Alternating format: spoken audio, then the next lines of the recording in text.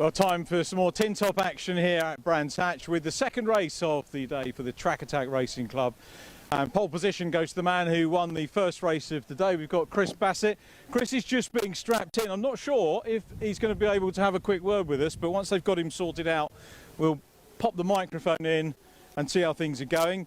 What you can see here, of course, is the rigmarole and the procedures that the drivers go through, making sure that the belts are done up tightly, crash helmets on securely, racing gloves on, and Chris's engineer just getting him in. Chris, a driver that's well used to racing here over the years at Brands Hatch. You might remember earlier on we saw the Modern and Classic Club racing, and Chris was part of that in years gone by. And the Peugeot had a good fight getting away from the outside of the front row in race number 1 to beat the Renault 5 Turbo that hopefully we'll get to have a quick chat with as well. Very nearly there. Clearly not something to be hurried. Chris, is it all right to grab a quick word with you while we're on the grid here? Congratulations on the race win earlier on. And how's the day going for you, basically? Yeah, not too bad. We decided to enter 2 championships this weekend, so this is race 4 of 4 for us. Wow. So fingers crossed we can make it 4 out of 4.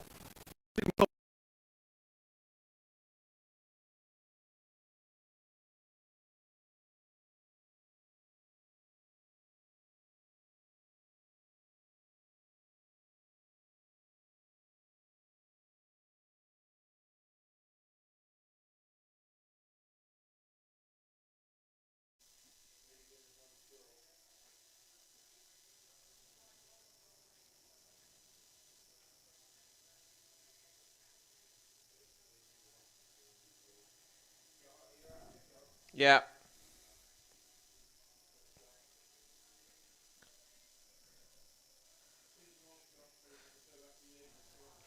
Well, again, apologies there for the audio issue. It seems to be it's the wind playing havoc here, I think, with the signal a little bit in terms of the audio. So we apologise for the lack of audio there. It's a shame because Richard's doing such a fantastic job down there in the paddock and it's simply the area having a chat to our drivers. It's a real shame that the connection, or at least the sound, is having 1 or 2 glitches there. So again, we apologise for that, but at very least, it's still good to see the Track Attack Race Club in the mix and out for their second race very shortly. It was a fun first race we saw, of course, with, as Richard alluded to, Chris Bassett on pole position. That was a virtue of his win in race number 1. The grid for the second race, just for the record, is set by the results of race number 1. So basically where you finish is where you start. And so one person that we're very happy with that is Rich Hockley, who is in the blue Honda Civic, just on the left of shot there in car 111.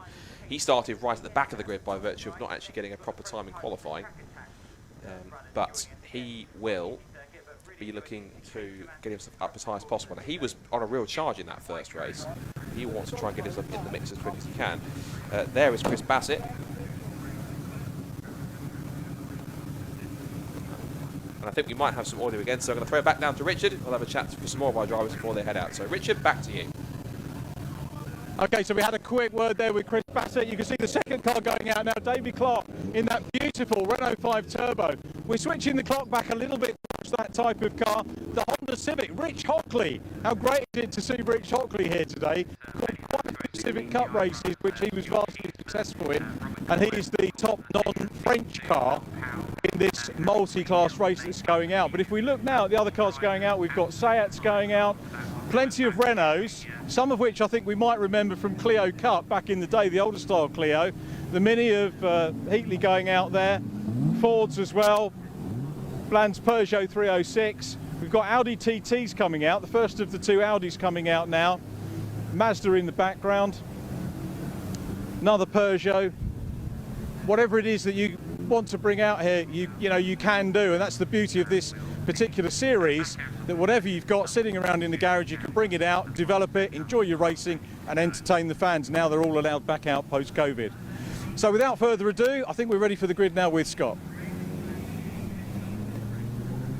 Richard once again after the small glitch we have with the audio, so good to have him back on camera there once again. So, cars are making their way around to the grid in what's now becoming quite a nice, almost balmy summer afternoon here at Brands Hatch. We've got some overarching clouds, but there's some blue sky breaking through. And before I get too much into a weather report, let's get back to the grid for our second Track Attack race. So Chris Bassett starts on pole with David Clark alongside him. Rich Hockley now starting with a better improved 3rd place alongside Robert Buckland in 4th. And it's Tony Hunter and the first of our Deutsche Marks Cup cars being Chris Adams in the Golf. Ken Lark comes next in the Corrado and Matthew Hollier 8th in his Renault Clio in the Tricolor Trophy. Running up the top 10, it's the Deutsche Marks Seat Leon of Andy Thompson, Bradley Thurston and his Renault Clio in 10th position on the grid. Charlie Heatley in the Mini comes next in 11th from Mark Shepherd in 12th in the VW Vento VR6. It's then row 7 for Michael Bland in the Peugeot 306 and Tony Markham in his Honda Civic Type R starting from 14th on the grid. Row 8, 15th place is Harry Scott, followed by Carl Powell in 16th place. So Carl will look to try and get a good result as the highest starting 206 GTI Production Cup car. Then we have Kevin House and Andrew Mitchell, who started on pole for the Production Cups in race 1 earlier on. Paul Rice and Sam Whatley come next. And then after that, on the 21st position on the grid, Nick Glover and then Nick Gwinnett. We've got some of the drivers who didn't make it out, who didn't finish race 1 by one reason or another. We should have Nick Gwinnett in 22nd on the grid. Hopefully, if we've got them also, Andrew Neal and Donald DeVar, fingers crossed, are on the grid too as well. We should also then have behind them Robert Collins' Citroen C2, I think, isn't there, sadly. Will Powell hopefully might be in his 206 GTI. We then have Stuart Cheeseman. I don't think he'll be there. Neither will Harry Greenhill after their contact at the run-up towards Druids in that first race, which brought up the red flag. Richard Lees, I think, should be there in the Audi TT, alongside Tim Moll, by the looks of it, who is there on the grid too. And then looking further back on a couple of positions, Tony Gillam, who, again, I was hoping to be out, but looks like he might not be, which is a real shame. Not really a good day for Tony in that Golf. And Chris Farr also having some troubles too. And also a no-show, I'm afraid, for Aaron Bunning in the Super Impreza. So a few cars, I'm afraid, hitting some technical problems one way or another, or just from incidents earlier on. But we still have quite a full and varied field on the grid. There's one car heading down pit lane, which I think is one of ours. One of the 206s, I think. Can't quite tell which one it is. But we do have him heading down pit lane to start this race from the end of it. So front end of the grid, we've got the Peugeot 306, the white, black and purple machine of Chris Bassett, alongside him David Clark in the Renault 5 GT Turbo, and then it's Rich Hockley in that Honda Civic Type R EK9, and then it's Robert Buckland's multicoloured or multi-tone Renault Clio. Tony Hunter comes next with, alongside him, Chris Adams, then Ken Lark and Richard Hollier's Renault Clio, and it's a Seat Leon and another Renault Clio to round off the top 10 positions. So, off the cars go onto their formation lap around the 1.2 mile Indy circuit of Brands Hatch. And of course, Brands Hatch, a circuit loved by many. And of course, we'll be back here again with the BRSCC for the centrepiece event of the club for this year, as it usually is for every year, and that is of course the BRSCC Formula Ford Festival, this year of course being the 50th running. That's a big anniversary of course for the event, and it's certain to be one of the events of the club racing year. It's going to be a fantastic spectacle, and if you watch the Formula Ford race that we had earlier on, you'll know that that is pretty much a taste of what you'll see come the end of October when we get to festival season. There's Chris Adams. Just a reminder of the classes, or the collective classes and categories in this Track Attack Race Club grid. You've got, for the French cars, they are grouped together in the Tricolor Trophy. For the Japanese cars, which there is only sadly one of them, that being Rich Hockley. Oh no, there's more than that, because there's also Tony Markham's Honda Civic, forgive me, amongst others. They are in the Nippon Challenge. For the German cars, that's the Deutsche Marks Cup, but that also incorporates both the two cars that are being built as part of next year's TT Challenge, which there should be a few more of them, and also as well we've got cars which are joining us as part of the Classic VW Cup, which have joined Track Attack for this year as well, so they form part of the Deutsche Marks Cup. There's one of them, Ken Lark's VW Corrado VR6, beautifully turned out car that. Nice to see a Corrado in racing action. It's quite a forgotten car, but it shouldn't be, because it's quite a nice aggressive looking machine, short, quite agile, a nice big lump of a VR6 engine in the front, so it's quite potent in a straight line as well, and Ken Lark can handle it quite well too in his hands as well. And then you have a couple of other categories. You also have on top of that the 206 GTI Production Cup, which is all identical spec Peugeot 206 GTIs, very cost effective way to get into racing, and certainly it's good to see more of them growing on the field. The most we've had so far in one season this year was 16 entered, and that was at the last event that the Track Attack were with us at Stetterton. And good to see that grid ever expanding as they line up. And some of them, if they're quick enough, can get amongst some of the regular Track Attack cars in the other classes. So it'll be interesting to see if any of them can get amongst them in this second race. So as the weather conditions brighten up this afternoon and the sun continues to beat down here at Brands Hatch. It's been very mixed weather, but thankfully everyone appears to be in position. A couple of cars trying to get up into their positions because, of course, there are a few gaps given the fact that we've got some cars missing from incidents in that first race. But we're all set for a rematch between Chris Bassett and David Clark at the front row of the grid, but this time it is positions reversed. Bassett on pole, Clark alongside him. Who's going to win the sprint this time towards turn 1? Peugeot or Renault? Bit of creeping there from Chris Bassett. Will he get a jump start penalty? We'll have to wait and see. It's a good start for Bassett at the start of this second track test race. Ken Lark tried to shoot the gap between Tony Hunter and David Clark, then found the gap immediately closed. Oh, and contact! David Clark tags Robert Buckland. Round goes the Clio, off into the gravel trap. Oh dear. Well, that didn't last very long, did it, for Robert Buckland, I'm afraid. His race is over before it really even started. And Rich Hockley, meanwhile, is going for the lead, but that's a real shame for Rob Buckland. I'm pretty sure there was no intention at all whatsoever, probably just a misjudgment from both cars. Looked to be a bit of a racing incident, but rather than try and guess it, we'll leave it to the clerk of the course to decide if anyone was at fault in that. So down the back straight at the end of the Graham Hill bend, down Cooper Straight towards Surtees, and it is Bassett who still leads. He's holding off Hockley. I imagine possibly it might well be a possible safety car. In fact, yes, it is. Immediately, safety car has been deployed. Will be another appearance from the RunYourFleet.com Jaguar XF Sport Brake safety car, who will bunch the pack up again, and means that it will be another interruption like it was at the start of the first race. Not a red flag, but a safety car to retrieve the Clio of Robert Buckland from the gravel. And yeah, Robert is out of the car, thankfully. So obviously, it wasn't. Thankfully, he should be okay. There wasn't a high-speed tap at all. It was just everyone under brakes into paddock and just trying to find racing room at the start.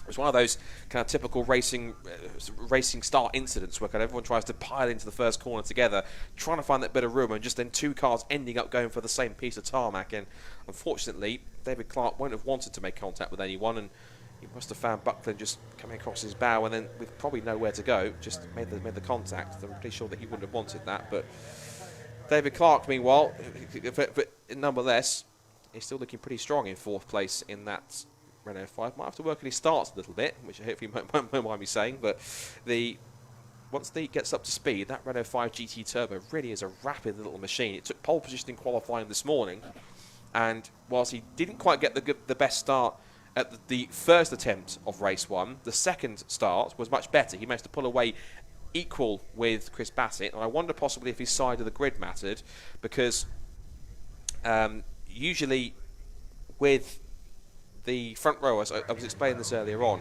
the Brands Hatch, you have pole position, which is at the front of the grid on the inside, but that's got on a slight slight tilt in terms of how the circuit sits, whereas the outside of the front row is on a flatter piece of tarmac, and the flatter the piece of tarmac it is, the more level and more stable position you've got to get away cleaner.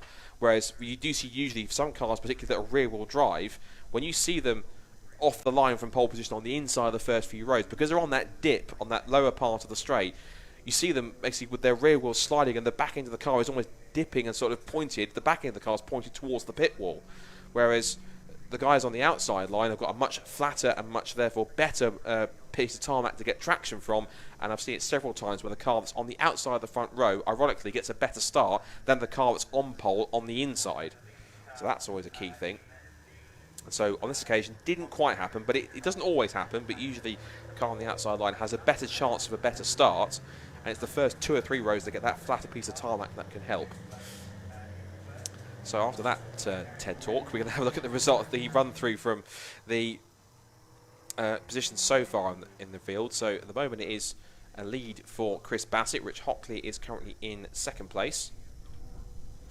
And there's the recovery, the fantastic snatch vehicle being operated by all our brilliant marshals and recovery teams. Thank you once again for all of your incredibly hard work. And just retrieving Robert Buckland's car out of it. He's got out of the car, which means that you can't get back in. The rule is if you stay in your car, there's a chance that you can get back going again, but once you get out of it, that's it. You basically reside in the fact that you are out of the race, so you can't get back going again. There's Rich Hockley. Sorry, forgive me.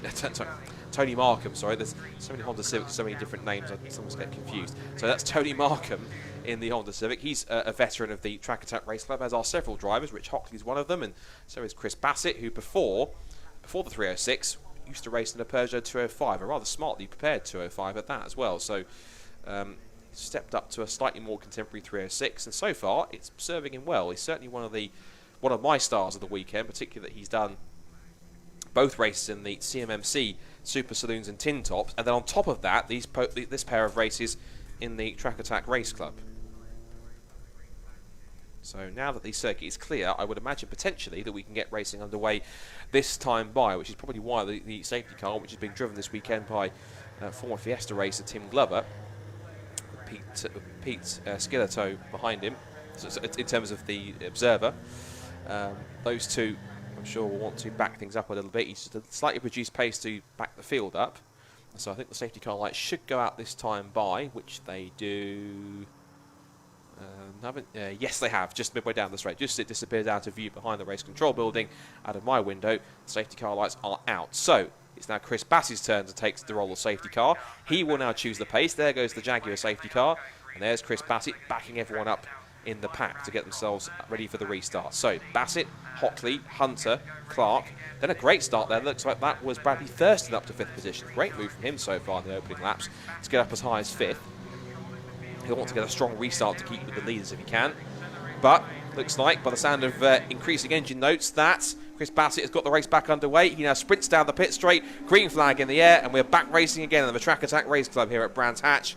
And it is Chris Bassett who leads the pack once again into Paddock Hill Bend. It's then Rich Hockley in 2nd place, Tony Hunter in 3rd. It's then David Clark in 4th position. It's Renault Clio versus Renault 5 GT Turbo. 5th place then for Bradley Thurston as they head into the hairpin. 6th for Chris Adams. 7th for Richard Hollier up the inside there of Andy Thompson. He might also come under threat from Ken Lark in the Corrado. Now back into the left-hander at Graham Hill Bend, and now on the sprint towards Surtees again. Bradley Thurston hasn't got quite got the restart he was hoping for. Top 4 have broken away a tiny bit, but there goes Richard Hollier with a big dive up the inside. He was looking for a move. Adams lets him have it. So I wonder, Hollier will be straight onto the tail of the Clio in front of him. Meanwhile, look at the straight line speed of that Renault 5 GT Turbo. I thought it was quick at Snetterton, but it's even quicker getting past Tony Hunter. That's incredible.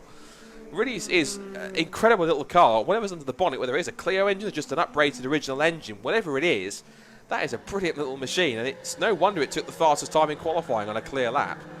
There it goes, 87. It's got a side X in the exhaust as well. That just shows how serious it really is. Tony Hunter in 4th place. We're a bit bemused, but Tony Hunter, of course, has seen it and done it all in Track Attack for many seasons, so he's no stranger to the paddock and to the competitors within it, and definitely not David, to say the least. So Rich Hollier's on the move. He's got past, as we say, the Andy Thompson Seat, and now he's on the back of Chris Adams this time. Chris Adams has got back past him, so looks like since we last saw them, this point a lap ago, where Hollier was in front of the Golf will switch places back again with the Clio. So now it's back in front goes the VW Chris Adams. Here comes Ken Lark down the outside of Andy Thompson. That's a move on for 8th position overall. He will go around the outside, takes that wide line through Paddock Hill Bend. It's getting pretty close. Thompson shows in the edge of the road. They're going to be side by side on the brakes. They both hit the brakes together. Who's going to be in front? Thompson will be. So nice try from Ken, but didn't quite work out the way he wanted it to. And Thompson maintains the place. Behind them, that was, I think, Charlie Heatley in the Mini having a great scrap with Mark Shepherd in the old school VW Vento. Remember the days back in the 90s when you had the VW Vento Cup with those saloons? It was one of many burgeoning single make series. Here goes our scrap. This is the two cars who are in the Deutsche Marks Cup, and they're battling over 2nd and 3rd in that contest because Chris Adams leads the Deutsche Marks Cup. But in position wise, he's now losing a place now to the Mini of the Renault Clio of Hollier. There is the Mini of Charlie Heatley. He's got past Mark Shepherd's VW Vento. Don't see many Ventos racing out these days. There was also at Alton Park, there was another Vento that was being raced by ex-BTC team man Dave Pinkney, who was in the series, and he managed to make work his magic. Speaking of working magic, this is magic stuff from David Clark. He's got not only caught Richard Hockley, but he's passed him in quick succession. So into 2nd place he goes, and there's Chris Bassett in the background going through the shot. Further back, there's Michael Bland. That's the Audi TT going through the shot. That's behind Michael Bland. That will be Harry Scott. Richard Lees was in the 2nd car, who I was hoping to take at the start, but he might not have done. Further back, we're looking at Donald DeVar in his Mark 1 Golf GTI. He's ahead of Nick Glover in his Mark 2 MX-5 with the rear wing and the splitter.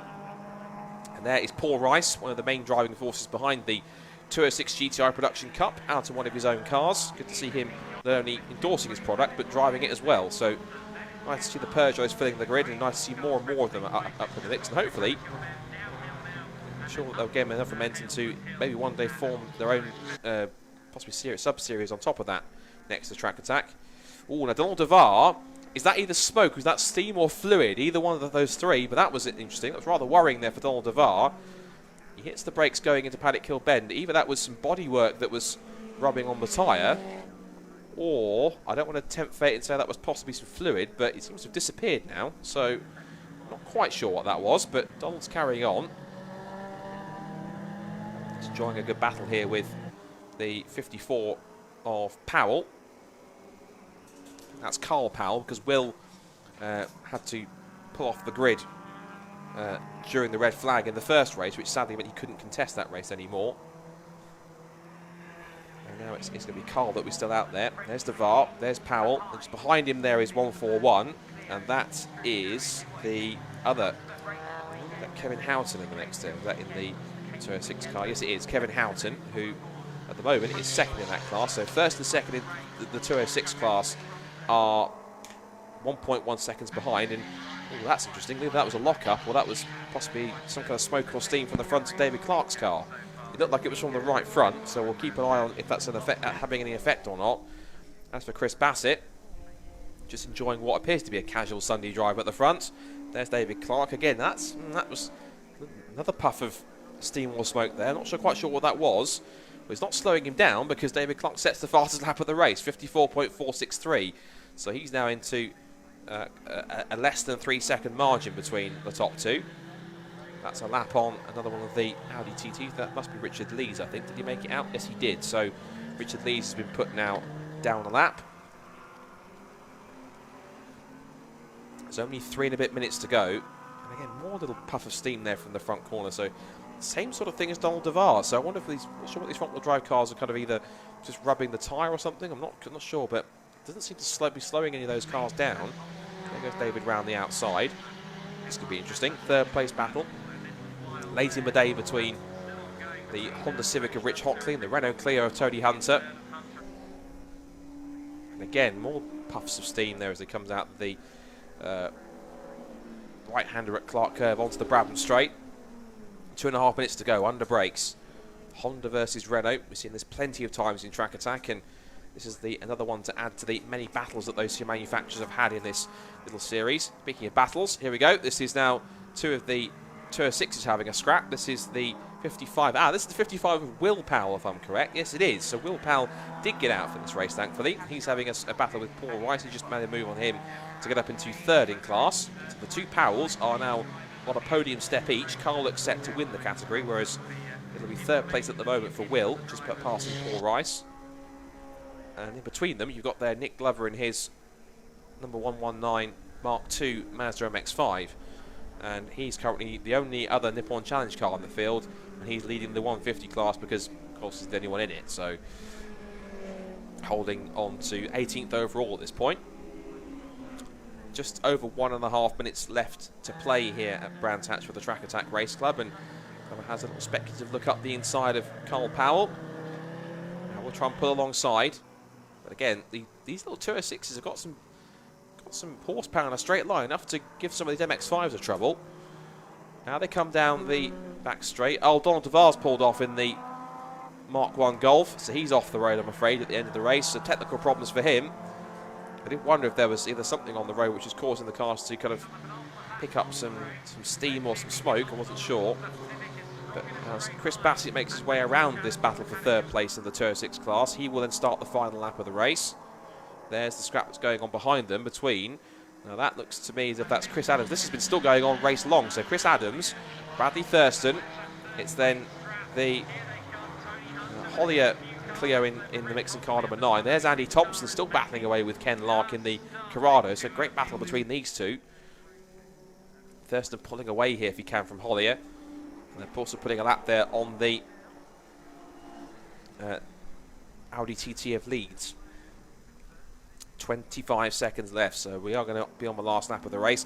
There's David Clark, holding on to second place overall and in class, and it'll be quite a decent day's work for him. Pole position, lap time, and 2 second places in class and overall. And we'll come towards the checker flag with about 5 seconds left to go. The checker flag is, I think, about to be prepared. So it will be a victory, it seems, for Chris Bassett. He'll head to the checker flag. What a weekend he's had. 2 class wins in CMMC and 2 overall wins in the Track Attack Race Club. Brilliant effort from Chris Bassett all weekend. He takes the checkered flag and wins for the second time here overall in Brands Hatch in the Track Attack Race Club. Second place for David Clark. Third for Tony Hunter. Fourth for Rich Hockley. For 5th down to 9th place, it will come as follows. Adams 5th, Thurston 6th, Hollier 7th, and just on the line, Annie Thompson beats Ken Lark to the flag. The Seat beats the Volkswagen. Well, job done for Chris Bassett. That'll be a decent weekend in Kent for him on his local circuit. Oh, that was close. That was Charlie Heatley running to a line with Mark Shepherd. He just beat him by 44 one-thousandths of a second. Likewise, Tim Bold beating Tony Markham by 3/10 of a second. So some close battles all the way through. And that's a nice gesture. He's holding out one of the high-vis jackets in orange, and that's a nice signal to the marshals to say thank you very much for your efforts. So brilliant stuff for Chris Bassett, and a great gesture nonetheless. Great stuff from the Track Attack Race Club. As always for them, they'll be back out later on this season. Their next effort's going to be at Cadwell Park at the end of the month. But here's the result. First of all, we'll go through the classes. So TT Tourist, I'll get it right.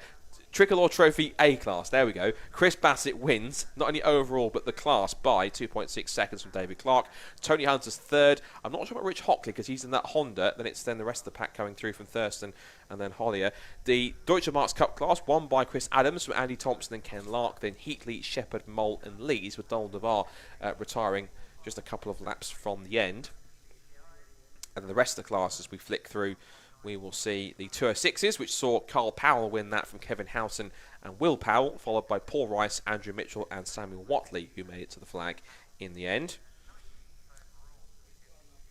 And then I think that is the last of our class that we'll be able to go through. So that's it for the Track Attack Race Club. They'll be out next time at the end of the month at Cadwell Park, but then we've got one more race to go today, which is the second of the weekend for the awesome Zero Prototype Cup. But for now, watching on the Track Attack Race Club stream. Thanks for watching, and we'll see you at Cadwell Park. But next, it's the last race of the weekend for the Zero Prototype Cup.